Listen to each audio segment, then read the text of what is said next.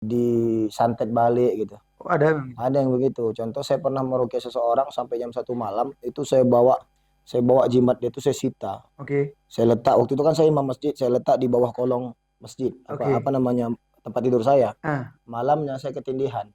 ah, Ketindihan, habis itu terbangun tersentak gitu kan, ah. kayak jatuh dari ketinggian dan sebagainya. Hmm. Besoknya jangankan jadi imam, saya sholat duduk.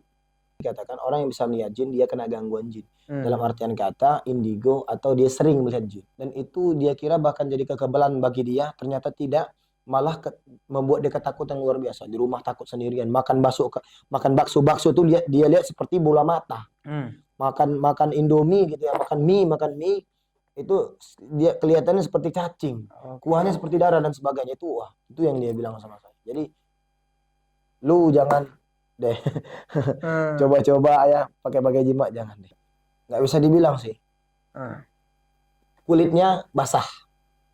Kulitnya basah. Kalau mungkin dibilang kalau kita ini luar, dia dalamnya kulit kita. Ini itu. Oke. Ya.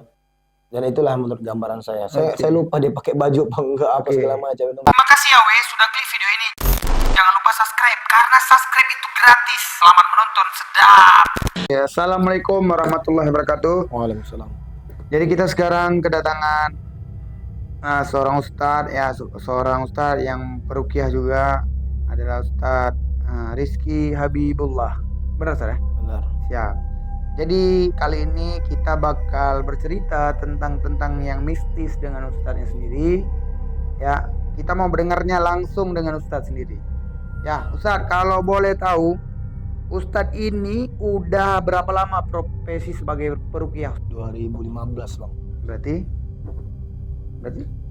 ini tahun 2022, besok 2023. Berarti 8 tahun. 8 tahun. 8 tahun. Jadi enak nggak jadi peruqyah?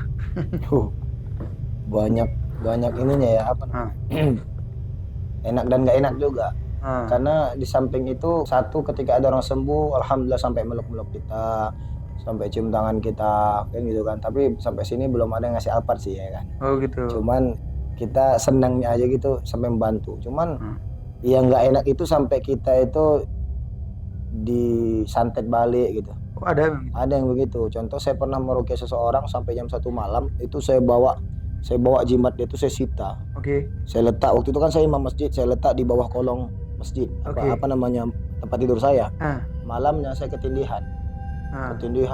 Habis itu terbangun tersentak gitu kan, kayak jatuh dari ketinggian dan sebagainya.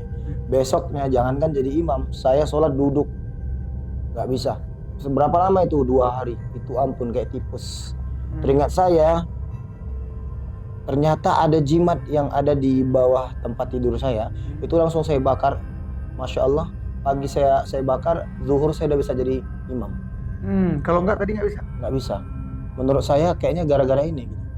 Makanya saya lemas, nggak, wah luar biasa, nggak bisa dibilang. Berarti benar-benar jimat itu berfungsi. Ya, sepertinya menurut saya ya, jimat itu memang jimat itu memang sangat bereaksi untuk mereka yang pakai itu gitu. Karena banyak itu, ada kayak jeruk purut di dalam kafan gitu ya, di dalam kain kafan ada jeruk purutnya, ada paku payung yang berkarat lah, ada yang rambut katanya umur 100 tahun, ada jeruk purut dan sebagainya, banyak itu. Sampai ada batu cincin, bongkahan batu cincin, ada apa aja ya kemarin tuh ya, banyak deh. Ada sampai kayak semar mesem. Dia kayak keris tapi segini besarnya gitu.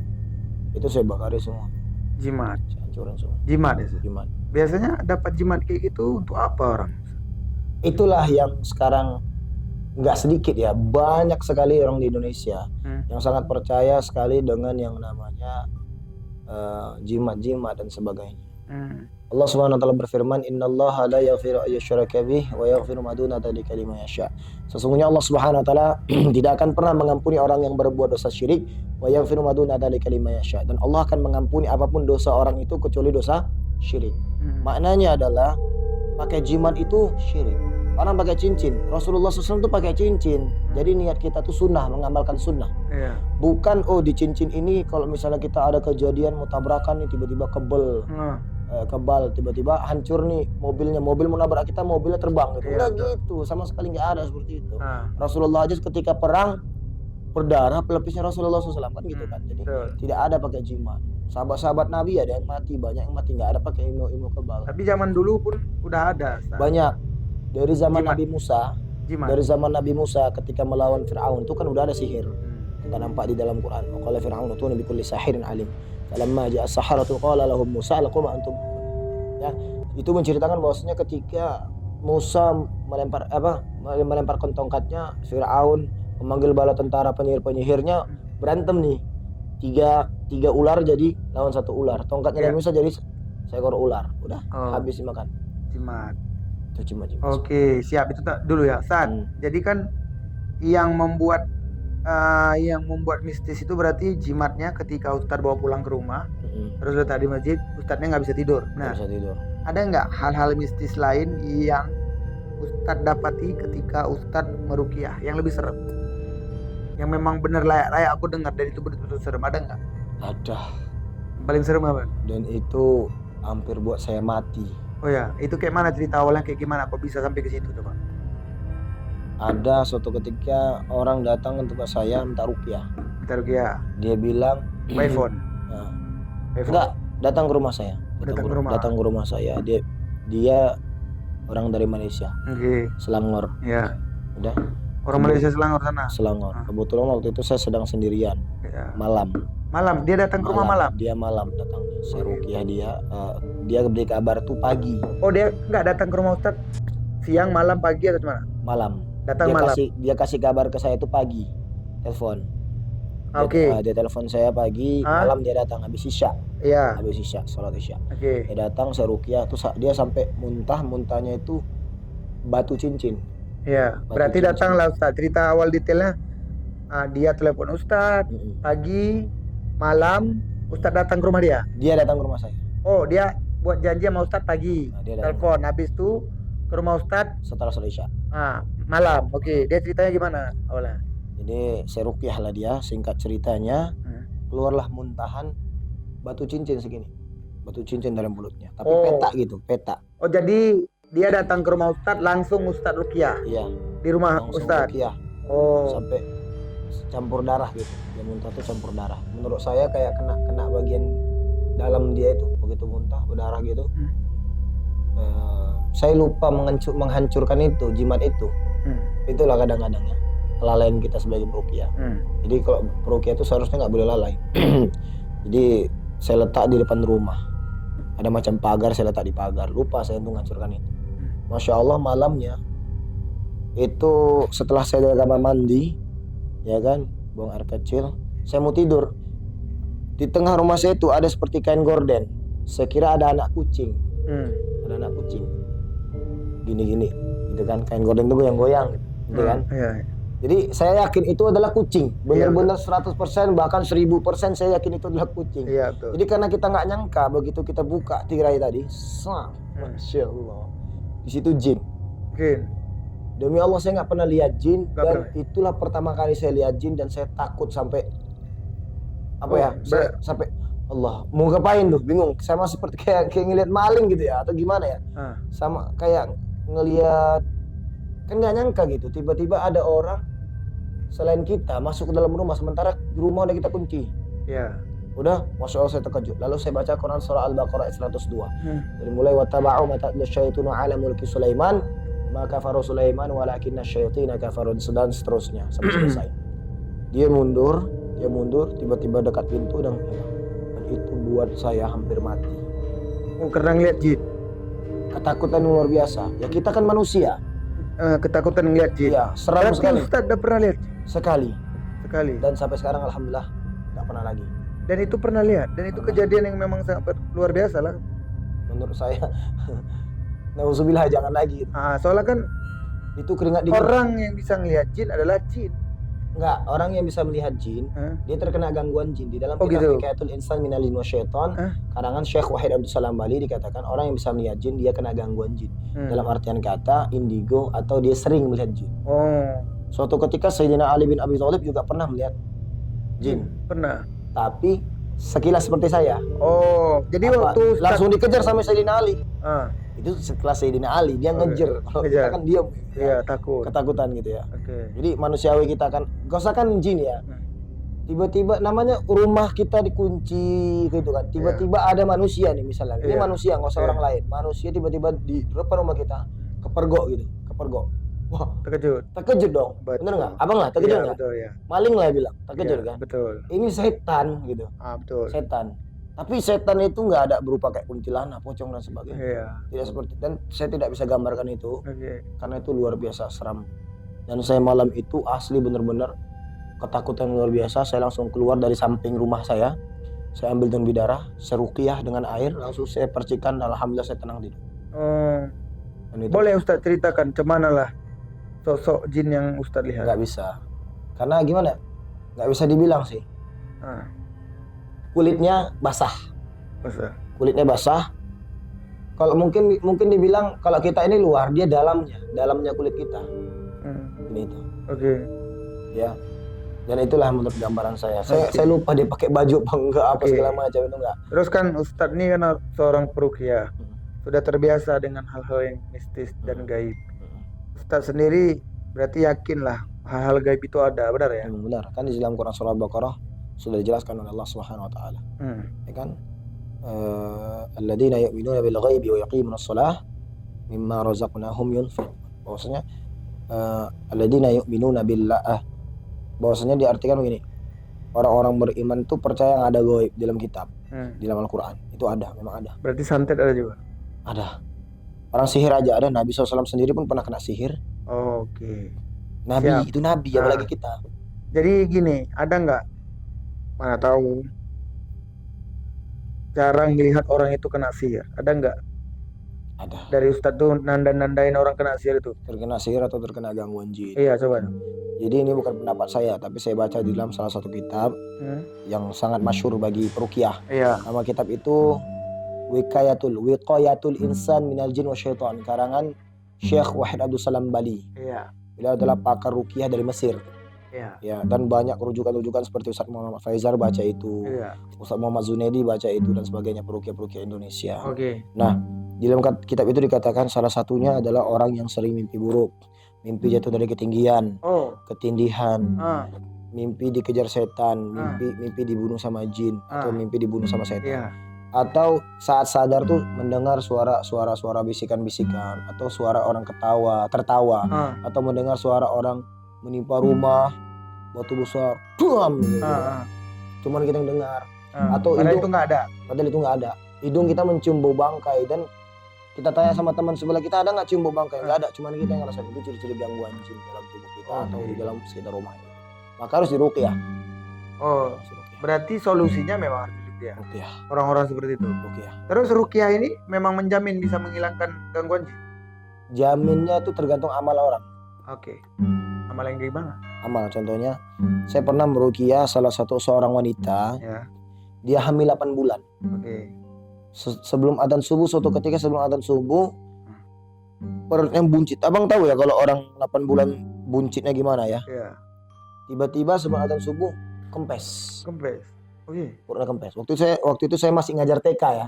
Saya ngajar TK dan ternyata kepala sekolah itu teman yang kepala sekolah saya. Dan dia minta saya meruqyah wanita tersebut. Oke. Subhanallah, saya ruqyah perempuan itu sembuh, alhamdulillah.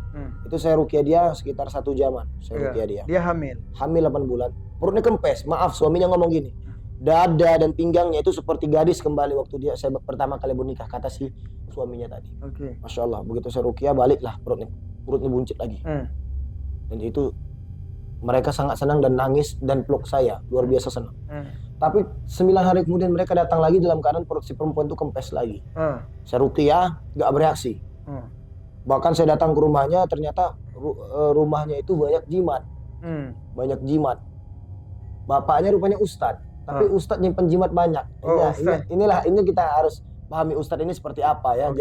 Jangan asal-asal ngomong itu ustadz. Ah. Kayak Samsudin itu bukan ustadz, Oh, bukan Samsudin. bukan Gus, itu bukan kiai. Oke. Itu gila kan gitu kan. Oke. Dah. Jadi saya bakar itu semua jimat, saya hancurin segala macam jimatnya. Tapi kok nggak sembuh-sembuh nih gitu. Nggak sembuh-sembuh. Pertama kali saya ruqyah dia 1 jam itu sembuh. Masya Allah yang kedua kali dia minta ruqyah saya tuh dari habis maghrib saya meruqyah dia sampai jam 1 malam Bang. Sholat isya berhenti sebentar sholat, langsung saya ke rumah dia. Kita ruqyah di sana sampai kita hancuri semua jimat-jimat. Akhirnya nggak sembuh-sembuh, dia ngaku sama saya, Ustadz, ya sebenarnya Ustadz saya salah katanya. Salahnya kenapa? Saya udah apa namanya? Saya nggak ngelakuin apa yang Ustadz perintahkan. Saya perintahkan dia gini, Kak nanti jaga sholat 5 waktu. Oke. Yang kedua Kak jaga dzikir. Ya. Setelah subuh dan setelah sholat asar. Ya namanya pagi dan petang gitu ya, zikir pagi petang. Kemudian ketiga jaga ruqyah mandiri saat sebelum tidur. Apa dia bilang? Saya nggak amalin itu Ustadz. Saya nggak amalin itu, dan ketika bahkan abi saya nyuruh saya untuk ruqyah seperti yang Ustadz anjurkan, malah saya bilang Ustadz, alah abi nanti paling kalau misalnya bayinya hilang lagi tinggal datang ke Ustadz Rizki. Maknanya ruqyah ini betul-betul harus dengan amal perbuatan kita dan takut kepada Allah dan yakin kepada Allah. Gak bisa orang di ruqyah nggak ikhlas, nggak bisa. Ada mama-mama datang, Ustadz anak saya bandel kali, tolonglah ruqyah kan biar baik. Anaknya ikhlas nggak di ruqyah. Maka biasanya saya kalau meruqyah seorang anak yang nakal, saya kasih nasihat dulu. Iya. Setelah itu dia ikhlas di ruqyah baru saya ruqyah. Insya Allah berubah. Oh. Nggak bisa langsung nih orang bandel kita ambil air putih, tuh minum air putih yang kita ruqyah ya baik, nggak bisa gitu. Nggak bisa gitu. Tergantung orangnya. Tergantung. Sebenarnya menurut Ustadz sendiri itu arti ruqyah itu sendiri apa? Bukan menurut saya ya. Jadi ustadz ulama itu nggak boleh berpedoman dengan pendapat dia. Oke. Ya, beda mungkin dengan apa yang dia alami kan gitu kan. Nah, menurut di dalam kitab Wiqiyatul Insan min Syaitan, ruqyah itu bahasa Arab yang artinya pengobatan.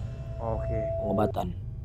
Allah Subhanahu wa taala berfirman, "Wa nunazzilu minal Qur'ani ma huwa syifaa wa rahmatul lil mu'minin." Yang artinya begini, dan telah kami turunkan Al-Qur'an sebagai syifa kesembuhan. Wa rahmatul lil mu'minin, dan rahmat atas orang-orang yang beriman. Maknanya ruqyah itu adalah perintah Allah Subhanahu wa taala. Ruqyahnya malaikat Jibril. Malaikat Jibril yang meruqyahnya. Kenapa Rasulullah pernah kena sihir dari kalangan bangsa Yahudi? Oke. Berarti bangsa Yahudi lah yang ngirim jin. Ya. Nah, ruqyah itu terbagi jadi dua. Ada namanya ruqyah syar'iyyah, ada ruqyah syirkiyah. Ruqyah syar'iyyah bersih tanpa ada jimat. Oke. Itu ya kita maknai besar ya. Ya. Ruqyah syirkiyah pakai jimat, pakai bacaan-bacaan yang aneh, contoh yang dia nyambung ke Jawa-Jawa atau nyambung ke bahasa Indonesia, atau contoh saya pernah dapat pasien orang OKP, nggak usah saya sebut, Iya. ya. Dia bilang saya punya ilmu kebal Ustaz. Saya ngamalin surah Al-Kafirun kan. Iya. Kok bisa Al-Kafirun mengandung kekebalan tubuh? Saya bilang gitu sama dia. Setahu saya madu mengandung ilmu kekebalan tubuh. Kok bisa pula ayat surah Al-Kafirun mengandung kekebalan? Saya bilang gitu. Ya. Coba baca, saya bilang. Dia baca apa? Qul ya ayyuhal kafirun la a'budu ma ta'budun. Saya bilang, kenapa nggak baca bismillah? Ya Ustaz, kata Ustaz sana nggak boleh baca bismillah. Loh, satu di situ yang janggal. Kenapa baca Quran nggak boleh baca bismillah? Kecuali pendapat-pendapat imam lain tentang sholat berjamaah, ya kan? Yang kedua, yang anehnya, wala bacok, wala pisau, wala peluru, kata dia. Kenapa wala antum abiduna ma'abud digantinya jadi wala pisau? Wala peluru. Saya tanya sama dia, abang baca wala pisau tuh, pisau pernah abang tes ke tangan abang? Pernah Ustaz? Kebal nggak? Enggak, bisa berdarah juga kata. Ini bekasnya ditunjuk nama dia. Berdarah. Jadi apa namanya manfaat sama abang? Nggak ada Ustaz. Bahkan setelah saya ngamalin itu, saya puasa 40 hari tanpa makan lauk, ya air putih dan nasi putih doang.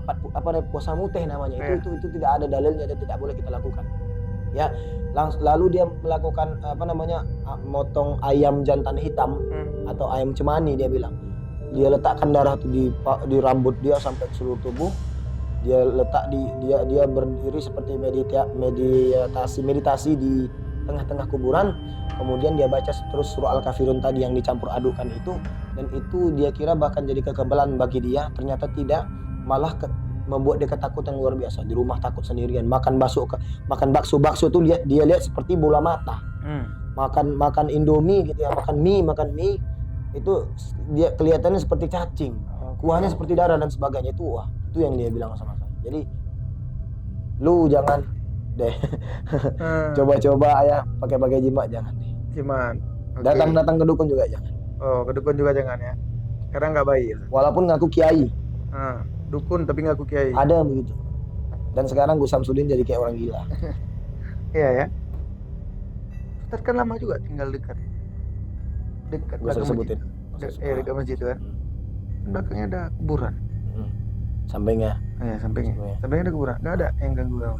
Enggak, alhamdulillah sejauh ini enggak ada. Sebenarnya gini bang, Ustaz, kalau Ustaz kan berbau dengan mistis kayak gini, Hmm. nggak ada hantu jumpa, nggak ada. Ada atau ada yang ganggu Ustaz? alhamdulillah nggak ada sih. Tapi gini, Nengok hantu atau diganggu sampai membuat bulunya merinding Kalau gitu. itu ada. Maksudnya seorang Ustaz tuh pernah nggak bulunya merinding gitu ya kan?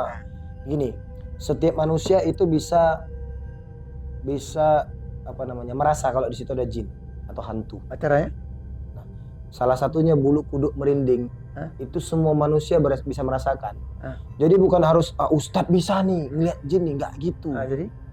Ini Ustadz ini sakti nih, nggak gitu bro, nggak bisa gitu. Jadi setiap manusia itu bisa merasakan, oh di sini kayaknya ada nih. Maka itu memang udah Allah kasih sama kita, gitu kan. Maka kita harus ruqyah. Itu lo baca a'udzu bikalimatillahi tammah min kulli 'ainil lamah, min kulli syaitani wa hammah, aw 'ainil hasidin idza hasad min syarri ma khalaq. Maksudnya itu doa-doa untuk pada saat ketakutan atau minta perlindungan daripada Allah Subhanahu wa taala. Dan itu saya rasakan bukan di kuburan, saya nggak pernah ngerasain di kuburan. Bahkan saya kuburan sendiri nggak masalah, karena menurut saya kuburan itu bukan tempat yang seram, tapi tempat kita akan kembali, itu menurut saya. Tapi menurut saya tuh kalau yang seperti itu, contoh di tempat rumah yang kira-kira ada 3 tahun, 5 tahun, 10 tahun nggak ditempati, rumah besar, atau tempat ya hutan-hutanan gitu dan sebagainya, katanya di sana ada jin dan sebagainya. Itu setiap manusia bisa ngerasain sih. Setiap manusia. Kalau rumah udah lama ditinggal. Oke. Iya. Pokoknya nggak pernah ada yang gangguan aneh, Ustaz. Ya, tadi kan udah saya cerita yang saya setelah meruqyah orang tiba-tiba diserang. Itulah salah satunya. Itu aja diserang. Itu aja. Siap, paling ditekan-tekan ditindih ya. Dijatuh mental kita gitu, dibikin jatuh supaya kita tuh nggak berani. Saya sempat 5 bulan berhenti jadi ruqyah.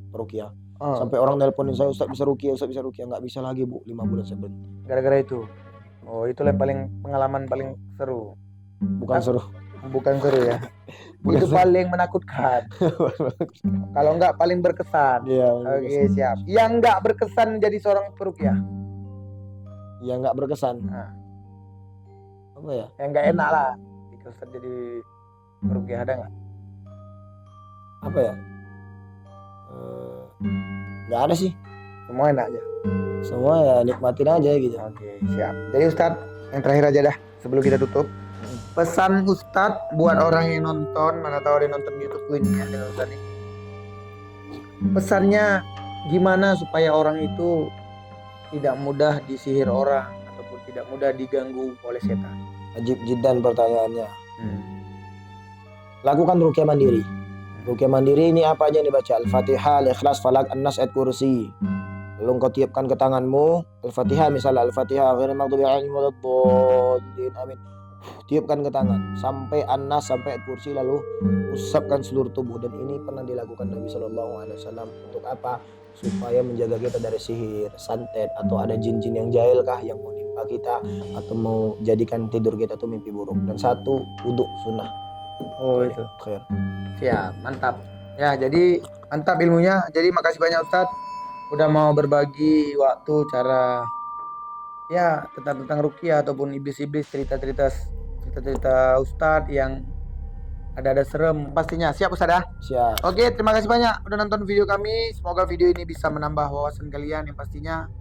Ya, terima kasih juga udah nonton video ini dari awal sampai habis. Kalau kalian punya komentar, pengen kami cerita apa lagi ataupun ada ide, ada konten apa aja yang cocok dan layak untuk kami tampilkan untuk kalian, geng, jangan lupa komen di bawah.